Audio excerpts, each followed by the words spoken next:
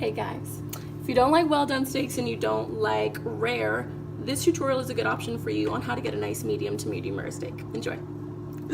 Alright guys, so first things first, we have salt, pepper, butter, olive oil, garlic, and I like to have the steak sitting at room temperature for about half an hour just so it's not cold on the inside.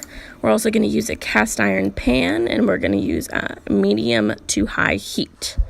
Alright, so let's get started. So we have about an inch to a 1.25 inch steak right here. And guys, you want to make sure that there's good marbling on the steak. That means it's going to have a lot of flavor. And you can see a lot of the fat on the bottom. We're probably going to cut some of that off at the end. And guys, I promise you, a good steak does not need more than salt and pepper. I'm telling you guys, the steak should have plenty of flavor on its own. If you want to add some more seasoning, go ahead. But I'm just saying. We're going to get a small piece of that butter and we are going to stick it onto the steak. You're going to see why in just a second. We're going to heat our olive oil in the pan, get it nice and coated. Alright, so you want to grab the steak and you want to put the butter side face down so that you can get a nice caramelization, and you want to place the steak in away from you so it doesn't splatter. You want to hear this. If you don't hear a sizzle, that means that your pan is just not hot enough.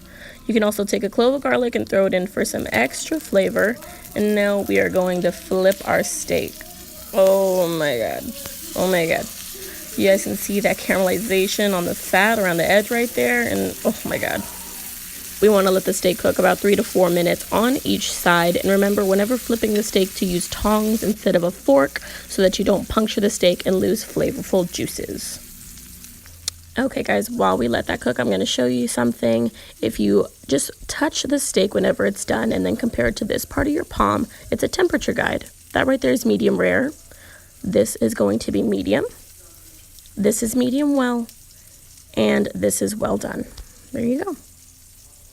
Another thing you want to do when flipping your steak is get this nice fatty part on the side of your steak. You want to press that down into the pan and you want to sear it. You want to do that both on this side and on the other side, just in case you want to eat the fat. Alright, so we've let our steak out of the pan and we've let it sit for half the time it was cooking, so about 4 to 5 minutes. And we're going to cut it. Oh my god. Oh my god. Oh my god. Alright, so you see that rosy pink? That's a nice medium right there. The further in, the thicker the steak goes, it might be going on to medium rare, but guys, wow. Cutting into the steak, I feel the crust on the outside, and that's really what I wanted with the cast iron pan. So now it's time to eat.